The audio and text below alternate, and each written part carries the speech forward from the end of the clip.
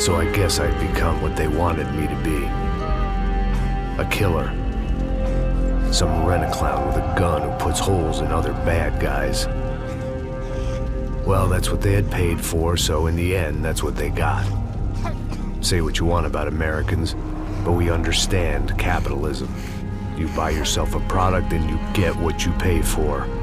And these chumps had paid for some angry gringo without the sensibilities to know right from wrong. Here I was, about to execute this poor bastard like some dime store angel of death.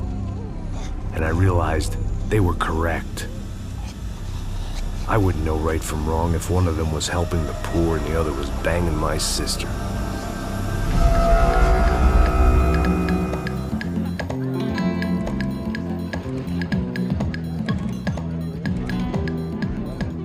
I'd arrived in Sao Paulo a few weeks before. I was working a protection detail for the kind of people who need protection in a town like this. And what kind of town was this? One where I didn't speak the language and they didn't water down their drinks. So for now, we seemed to get along just fine. Of course, that was about to change. Hey, brother. Hey. How's the cocktail? Scotch. I never mix my drinks. Well, at least not on duty. Something like that. Man, that favela is big. Yep. Nothing like the view of extreme poverty to make a penthouse cocktail party really swing.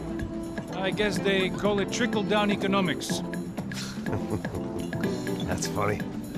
It's supposed to be a charity thing. Drink and give money. I don't know, something for the kids. Hey, listen, man. We better look lively. This place is a nightmare. They just got cowboys running security downstairs. And something rotten in the air. That didn't mean much. There was always something rotten in the air. The family we were protecting were local celebrities, rich parasites with delusions of humanity. The kind of people who end up in glossy magazines or body bags, depending on how their luck runs. So where are they all? I see Rodrigo over there talking to that guy. Yeah, I don't know him. That guy next to him. He's some kind of cop. I think, I'm not sure. Serious, though. Big end cop, anti-gang sort of thing. I can't remember his name. So who's this guy? That guy's a plastic surgeon or some kind of surgeon. Tummy tucks and cock implants. Ha! Look at Marcel. Still dances like a fool.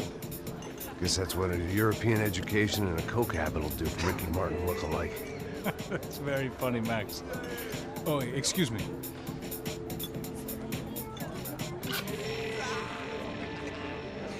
I was mostly working for Rodrigo Branco, a local businessman. Built things, did some charity, had things named after him, won awards, owned things, people. One of the trophies he had won was his wife, Fabiana. She was hot and wanted to be dangerous. Some good genes trying to fight their way out of a cesspit. She'd married well and was now at leisure to regret her good fortune. They got along as well as any rich workaholic and his younger airhead wife tend to get along. They mostly ignored each other.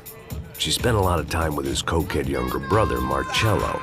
He was a good-time guy if your idea of a good time was an expensive suit, a bottle of champagne, and nothing between the ears. The middle brother, Victor, had just walked in. He was a local politician. Guy was smoother than an oil slick on an iceberg and about as toxic. The rest of the crowd, I didn't know, but I could imagine the types. People who know if they drink enough, they won't have to feel guilty about their good fortune. Suddenly, things turned real ugly. Felt like our hangovers arrived right on cue.